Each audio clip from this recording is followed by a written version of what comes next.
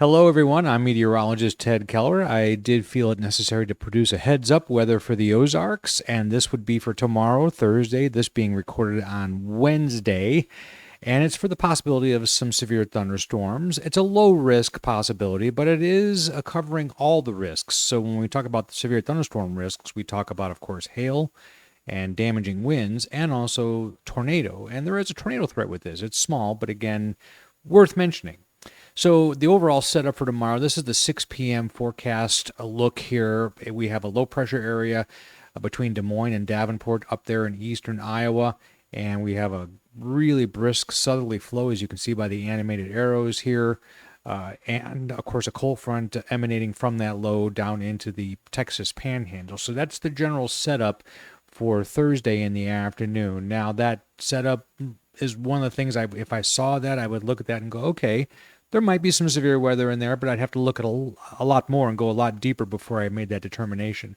So let's take a look at, first of all, what the severe weather outlook from the SPC looks like. And it's a broad brush level 1 out of 5 for all of the Ozarks.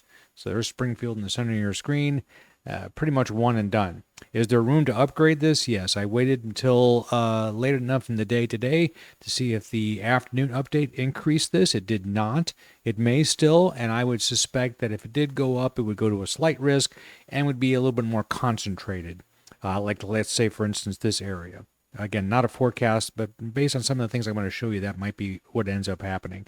The tornado risk is real. It's at 2%, so it's only a 2% chance in 25 miles of a tornado in any given area. And that covers most of the Ozarks. It doesn't really get up to the north in this area.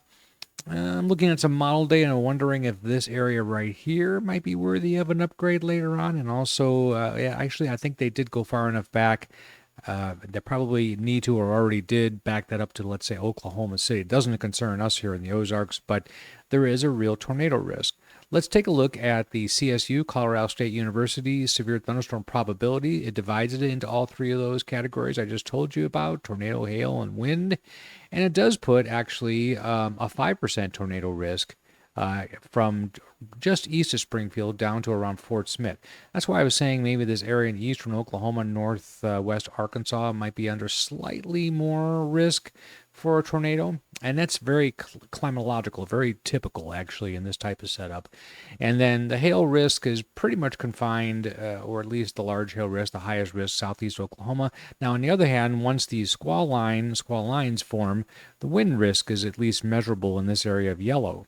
Now, if we look at NATOcast, this is the day 2 look, you'll see that they have a 5% chance, that's the brown here, between Oklahoma City and Tulsa. So again, that's kind of what I'm referring to here, and it remains to be seen whether this area, I think this area will probably go under a slight risk for storms tomorrow. It may include part of the Ozarks. We'll see. What are we dealing with here? Well, it's a pretty active little flow. Now, for all of winter so far, since way back in November, the 500 millibar flow has been like that, and there's been a ridge of high pressure here, and as you know, it's been abnormally warm. This is a slight change to that pattern, so this is the map, 500 millibar flow for noon on Thursday.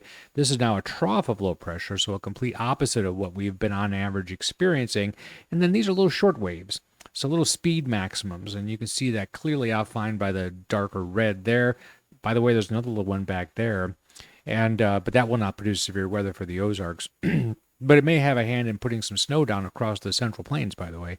But then the timing on this is noon Thursday, so this shortwave is just approaching the Ozarks. That would imply to me that this threat would certainly be here when the thunderstorms initially develop, and may go on into the night into this part of the world here, eastern Missouri and eastern Arkansas. The only trouble is we would lose our instability, which is meager, and again, very typical of winter to have a strong shear pattern. Means we have jet stream winds that are notable, but instability is a little bit on the weak side. So this is Cape, mixed Cape, and it's barely registering really. But if you'll notice, there is sort of a tongue of it, what you can actually see that does extend up along the Kansas-Missouri border and is a little more prevalent down in Oklahoma. Again, as long as you have enough to produce a thunderstorm, then the question becomes, is there enough low-level shear to produce a tornado?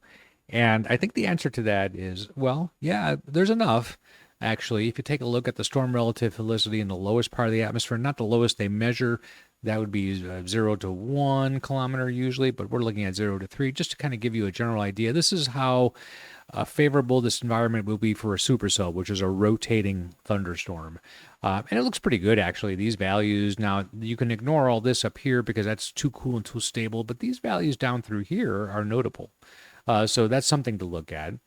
And the last thing we'll look at here is a series of simulated radars. This is the HRRR model, high resolution model. This is valid for noon on Thursday. So again, we already have some thunderstorms developing here. And to the extent that we can get this air unstable, that would be more favorable for severe storms. If you end up with a lot of clouds, and some precursor showers that stabilize the air, then probably not so much. That's noon Thursday, and then 3 p.m. Thursday. Again, this thing hasn't swept through, so there's kind of a lingering backlog of thunderstorms, and that's what I would be watching down in this area here by 3 p.m. in the afternoon to see if there's a resurgence of winds at the surface that can back some more moisture and some instability into the air down here. And again, there's some evidence that this entire scenario would be backed up a little bit, I think, into parts of Oklahoma and northwest Arkansas. And then again, by 6 p.m. Thursday, last slide I'll show you here, this thing is still going, but again, from Springfield eastward, I think you're pretty much in the clear, but there is still some room. This is now turning into more of a bowing segment of the storms, maybe a few isolated cells, and any one of these could tap into that low-level spinning and produce a spin-up or a tornado. So that's the scenario. Again, I'm recording this just after noon on Wednesday, so take it with a grain of salt if you're watching it on Thursday morning, and I will likely have another update to replace this anyway on Thursday morning. Thanks for watching. Stay safe out there. I hope it doesn't get any worse than this. I'll bring you an update most likely tomorrow, Thursday morning.